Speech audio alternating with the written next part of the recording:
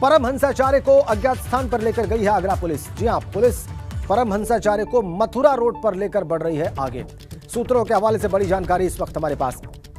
VHP के पूर्व पदाधिकारी रवि दुबे की गाड़ी को प्रतापपुरा में पुलिस ने रोक दिया है। प्लानिंग के तहत ताज की कहकर कहीं और ले जाने की पूर्व योजना थी।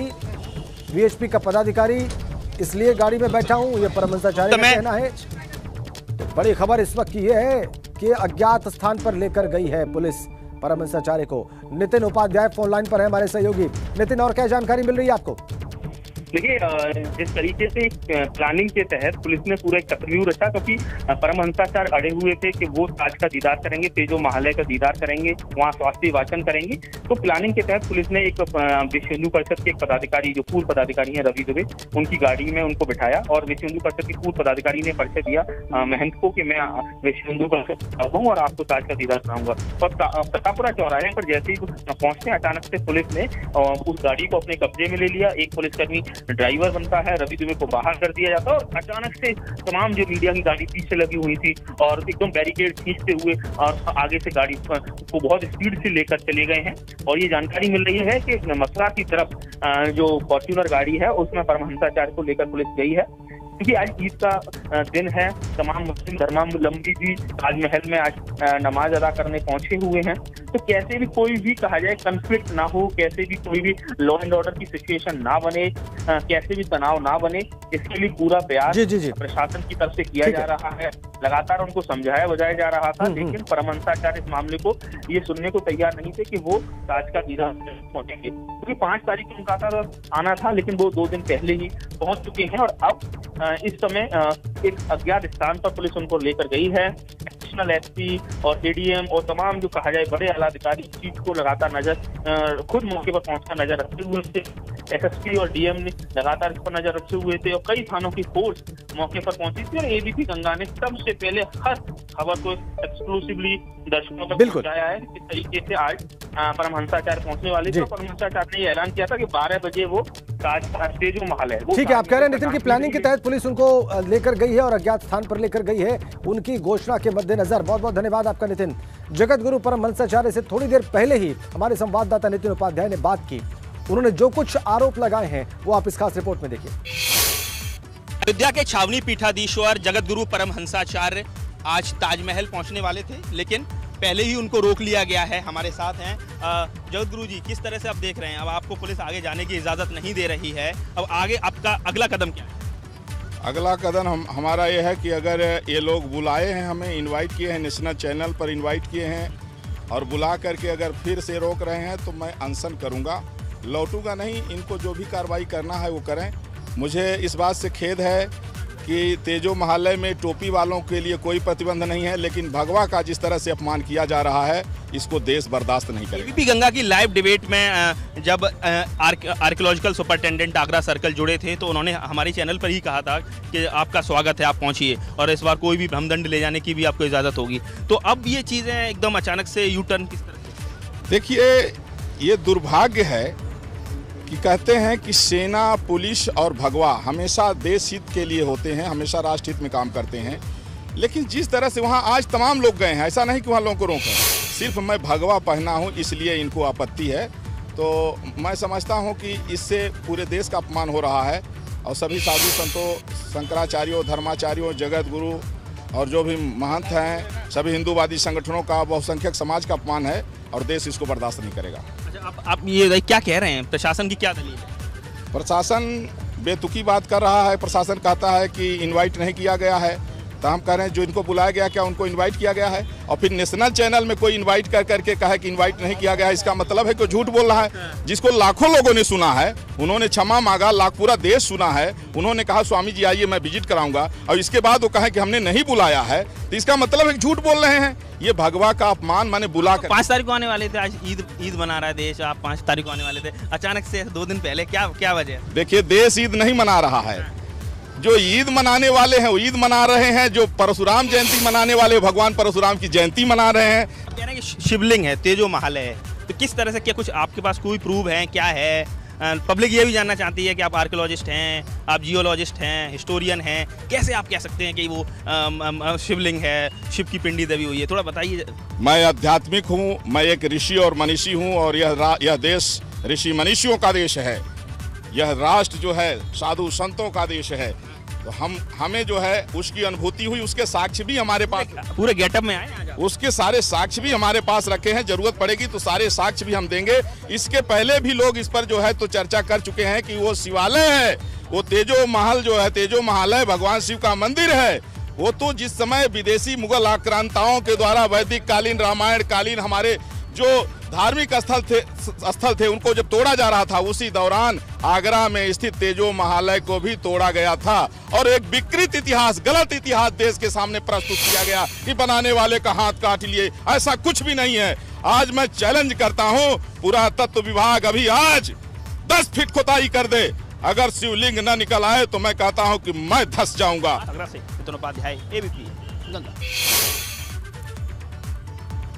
और आगे बढ़ेंगे। एक बड़ी खबर कासगंज से इस वक्त हमारे पास है। बोलेरो और ऑटो की टक्कर में अब तक 8 लोगों की मौत हो गई। जी हां, इस हादसे में 5 महिलाएं, 2 बच्चे और एक पुरुष की मौत की खबर आ रही है। हादसे में 11 लोग गंभीर रूप से जख्मी बताए जा रहे हैं और घायलों में 2 लोगों को अलीगढ़ रेफर किया गया है। कायमगंज से बहादुर नगर ये ऑटो सवार जा रहे थे जब ये टक्कर हुई। ये बहुत अफसोसनाक खबर। हमारे संवाददाता रंजीत इस वक्त हमारे साथ फोन लाइन पर हैं। सबसे पहले रंजीत, घायलों का हाल बताइए और खासकर जिन्हें अलीगंज रेफर किया गया है, क्यों किया गया है? जी राजेंद्र, मैं बता दूं, ये आमने सामने की टक्कर हुई है टेम्पो और बोलेरो में पटियाली कोतवाली क्षेत्र में। जो लोग गंभीर रूप से घायल उन्हें अलीगढ़ रेफर किया गया है, नाजुक हालत है। और जैसे ही इस हादसे की खबर जिला प्रशासन को लगी है, वैसे ही जिलाधिकारी हर्षिता माथुर और एसपी रोहन प्रमोद बोत्रे भी मौके पर पहुंचे। अगर बात की जाए राजेंद्र, आज सुबह 9:30 बजे से 10 बजे के बीच की घटना है। ये लोग कायमगंज से बहादुरगढ़ भोले बाबा का सत्संग सुनने जा रहे थे और आमने सामने की टक्कर हुई। इसमें एक बोलेरो सवार की मौत हुई है, जबकि जो टेम्पो सवार 10 लोग थे उनमें से 5 महिलाएं, 2 बच्चे और एक पुरुष जो बोलेरो सवार था उसकी मौत हुई है। तो इस तरह से कुल 8 लोगों की मौत हुई है राजेंद्र। बहुत गंभीर, बहुत बड़ा हादसा हुआ है। जिला प्रशासन की कई टीमें वहां पहुंची, रेस्क्यू ऑपरेशन चलाया गया। अभी जो लोग मृत हैं उनको पोस्टमार्टम हाउस भेज दिया गया है, जिला अस्पताल भेजा गया है और जो गंभीर घायल है राजेंद्र उनको अलीगढ़ रेफर किया गया है। जी, आप कह रहे हैं कि जो गंभीर रूप से घायल है उनको अलीगढ़ रेफर किया गया है। अभी हमने बताया कि 2 लोगों को अलीगढ़ रेफर किया गया। बहुत बहुत धन्यवाद रंजीत आपका इस अपडेट के लिए। बहुत ही अफसोसनाक, बहुत ही दुखद हादसा। हादसे में 5 महिलाएं, 2 बच्चे और एक पुरुष की मौत की खबर आ रही है। 11 लोग गंभीर रूप से जख्मी हैं, 2 की हालत नाजुक है, उन्हें अलीगढ़ रेफर किया गया है। चलिए आगे बढ़ते हैं। दोबारा उत्तर प्रदेश का मुख्यमंत्री बनने के बाद सीएम योगी आदित्यनाथ का आज पहला उत्तराखंड का दौरा हो रहा है। आज से सीएम योगी 3 दिनों के उत्तराखंड दौरे पर रहेंगे और खबर है कि वो आज अपने पैतृक गांव पंचूर भी जा सकते हैं और अपनी मां से मुलाकात कर सकते हैं। सीएम योगी सबसे पहले पौड़ी गढ़वाल के बिथियानी गांव जाएंगे। वहां पर गुरु गोरखनाथ महाविद्यालय में अपने गुरु महंत अवैधनाथ की प्रतिमा का अनावरण करेंगे। इस महाविद्यालय को भी योगी आदित्यनाथ ने ही बनवाया था। जानकारी के मुताबिक इस कार्यक्रम के बाद वो अपने गांव जाएंगे। तो आज से 3 दिनों के दौरे पर, उत्तराखंड दौरे पर मुख्यमंत्री योगी आदित्यनाथ।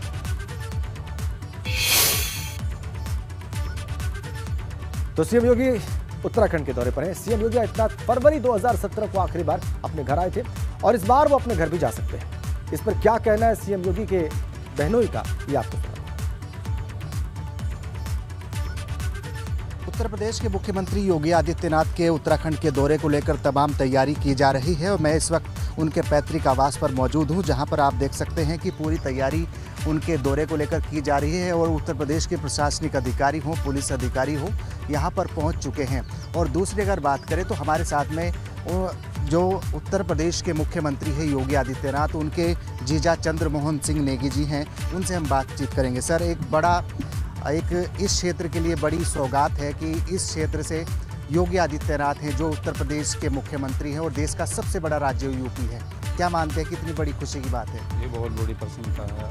हम बोल भी रहे थे भाई माँ को तो मिलने जरूर आना चाहिए, चलो संन्यास भी ले लिया तो कोई बात नहीं भाई, संन्यास तो बोल रहे तो मेरी माँ जो है पहली शिक्षक है मेरी, ठीक है, उसको मिलने जाऊंगा। ये तो उन्होंने ये सार्वजनिक कर दिया, वैसे उन्होंने चुपके से ही आना था, क्योंकि व्यवस्था सुरक्षा व्यवस्था बिगड़ जाती है भाई। आप जैसे बोल ही रहे हैं, सूबे का सबसे बड़ा मुख्यमंत्री, भावी प्रधानमंत्री और देश का यशस्वी समझ लो ऐसा नेता ना है ना आगे होगा मेरे ख्याल से।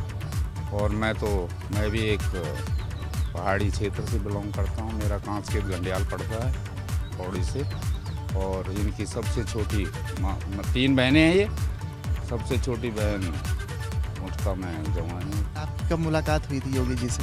योगी जी से तो पर्सनली तो नहीं हो पाई, शादी में आए थे वो, लेकिन वो चले गए फिर सुरक्षा की वजह से। और बाकी मिसेज से होती रहती है और हमारी सास से होती रहती है। बड़ा साला है मेरा, वो भी लेक्चरर हैं, तो उनसे बात होती रहती है। इसका सबसे बड़ा राज्य उत्तर प्रदेश है, उनके वो मुख्यमंत्री है, इस क्षेत्र से वो बिलोंग करते हैं।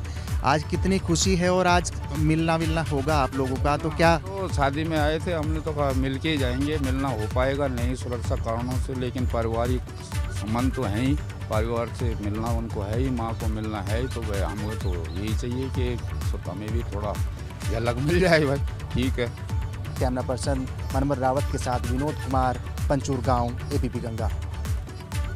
और सीएम योगी के दौरे पर उनकी बहन का जो कुछ कहना है, अब आपको वो भी दिखाते हैं। पुरानी यादें कब मिले थे लास्ट, राखी कब बांधी थी हाथ पे? राखी तो कहाँ हम तो बेचते भी नहीं, वहाँ राखी नहीं बेच सकते हम। पुरानी यादें कुछ याद है, कब मिले थे, कब कोई बातचीत, कभी बहस झगड़ा, कुछ ऐसा? नहीं, कुछ नहीं होता था। हम तो प्रेम से रहे। जब मेरी शादी होगी खेल खेलने जाते थे तो नदी में, तो हमेशा हमारे घर होके आते थे, मिलने के लिए आते थे। आज कैसा लग रहा है, आज बहुत लंबे दिनों के बाद में? अच्छा लग रहा है कि हम दर्शन कर लिए उनके, हमको बहुत खुशी है। तो कुछ बात कहेंगे? आज मुख्यमंत्री जी है, बहुत बड़े राज्य के मुख्यमंत्री है, क्या कहेंगे? कुछ डिमांड? खुशी है हमको कि भाई मुख्यमंत्री बन गए। यूपी वालों को भी धन्यवाद जिन्होंने उनको दोबारा वो दे दिया है। बस बड़े बाकी खुशी है हमको, सब उन्होंने अपने घर का नाम रोशन कर दिया। माँ इंतजार कर रही है बेटे का, बहुत दिनों बाद मिलने जा रहे हैं। माँ से क्या? माँ अब क्या करना है, माँ की तो वैसे वो है ना, माँ की तो माँ बोल नहीं पाती है।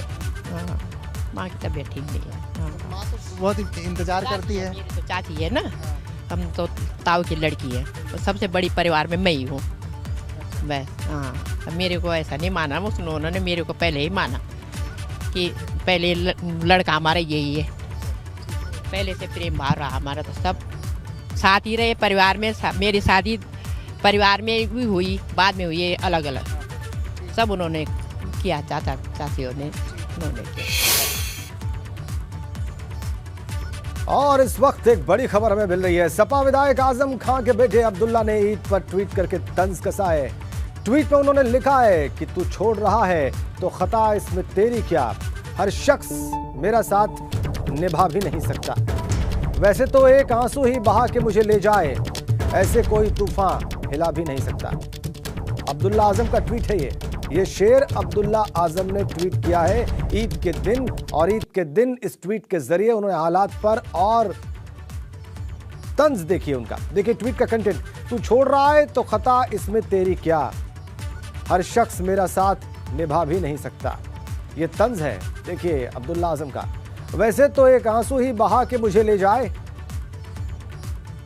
आगे लिखते हैं ऐसे कोई तूफान हिला भी नहीं सकता।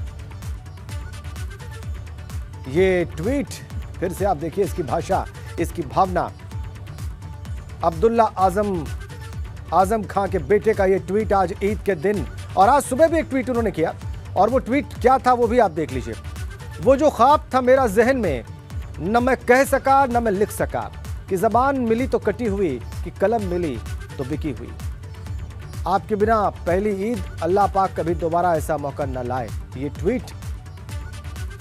ट्वीट अब्दुल्ला आजम का सुबह सुबह, और इसमें उनका दर्द झलक रहा है पिता के साथ न होने का ईद के दिन। बहुत साफ वो लिखते हैं कि आपके बिना पहली ईद है और अल्लाह पाक कभी दोबारा ऐसा मौका न लाए। इन दो ट्वीट्स के बड़े मतलब व्यक्तिगत भी और राजनीतिक भी। व्यक्तिगत अर्थ भी हैं, राजनीतिक अर्थ भी हैं। और आइए इस पर बात करते हैं। अनुभव शुक्ला से हमारे सहयोगी इस वक्त हमारे साथ जुड़े हुए हैं। अनुभव से बात करेंगे। अनुभव, हमने देखा लगातार जो इस वक्त सिलसिला चल रहा है, जो राजनीतिक सिलसिला चल रहा है आजम परिवार के साथ, उनके बेटे के साथ, जैसे उनकी नाराजगी है, जैसे वो लोगों से मिल रहे हैं या जैसे उनकी खामोशी है, वो सब हमने पिछले दिनों देखा है। आजम खान ने क्या किया वो भी हमने पिछले दिनों देखा। बहुत कोशिश थी अनुभव कि आजम खान आ जाएं, जमानत लेकर ईद के दिन कम से कम घर पर रहें, रामपुर में रहें और ईद अपने परिवार के साथ मनाएं, लेकिन वो संभव नहीं हुआ। और देखिए, एक ट्वीट में उन्होंने लिखा और फिर उसके बाद साथ नहीं देने की बात भी कह रहे हैं। अनुभव, इसे कैसे समझा जाए? देखिए, बिल्कुल आजकल ये जो सोशल मीडिया है, जो ट्विटर है, वो कहीं ना कहीं सारी बातों को बयां करने के लिए बहुत बड़ा, हम कहें तो एक टूल है। यानी आपके मन में जो कुछ भी है, आप इशारों में कम शब्दों में उसे बयां कर सकते हैं। अब अब्दुल्ला आजम के आप इस ट्वीट को देखिए। एक ट्वीट में तो वो ये कह रहे हैं कि पहली बार वो पिता से अलग उनकी ईद हो रही है, क्योंकि इससे पहले जब ईद हुई 2021 में जब ईद हुई, तब वो पिता के साथ रामपुर में थे और फिर सीतापुर जेल में दोनों लोग बंद थे। लेकिन फिर अब्दुल्ला आजम को जमानत मिल गई और वो छूट कर आ गए। इस बार कहा जा रहा था कि आजम खां भी शायद छूट जाएं ईद से पहले, तो उनकी ईद उनके घर में हो, रामपुर में हो, पर ऐसा हुआ नहीं। और इसीलिए देखिए, एक भावनात्मक, एक भावुक ट्वीट किया है अब्दुल्ला आजम ने। जो बात आपने बताई, जो 4 लाइनें उन्होंने लिखी हैं ट्वीट में, वो उन्होंने किया है। पर जो दूसरा ट्वीट है वो उससे भी ज़्यादा महत्वपूर्ण है और वो उसके कई राजनीतिक मायने हैं। इसीलिए हम कह रहे हैं कि आजकल सोशल मीडिया का ही इस्तेमाल होता है। अगर आपको कोई अपनी व्यक्तिगत बात भी कहनी है, मन में कुछ है, तो उसको भी कह दीजिए। और ख़ासतौर से राजनीति में अगर आप हैं तो उसके बहुत मायने होते हैं। साफ तौर से जो लिखा है उसके मुताबिक तो यही लग रहा है कि शायद जिन लोगों ने साथ छोड़ दिया, अब किन लोगों ने साथ छोड़ दिया? लगातार लंबे समय से हम जो समाजवादी पार्टी की स्थिति देख रहे हैं, जो सवाल उठ रहे हैं, खुद शिवपाल यादव ने जो सवाल उठाए, खुद तमाम जो अन्य लोगों ने उठाए, चाहे हम बात करें AIM-IM की बात कर लें या फिर RLD की बात कर लें या फिर कांग्रेस के लोगों की बात कर लें, जो लोग खुद आजम खां से मिलकर आए, सीतापुर जेल में मिलकर आए। इसके अलावा जब समाजवादी पार्टी के लोग गए तो आजम खां उनसे मिले नहीं। ओम प्रकाश राजभर कोशिश कर रहे थे कि उनकी मुलाकात हो जाए, पर हमें जो जानकारी मिली शायद आजम खां ने मना, अभी तक समय नहीं दिया है मिलने के लिए। तो ये सारे कहीं ना कहीं दोनों ट्वीट को आप देखिए, जोड़कर देखिए, तो एक भावनात्मक ट्वीट है, भावुक ट्वीट है, जिसमें अब्दुल्ला आजम कह रहे हैं कि पहली बार वो ईद मना रहे हैं, लेकिन उनके पिता उनके साथ नहीं है।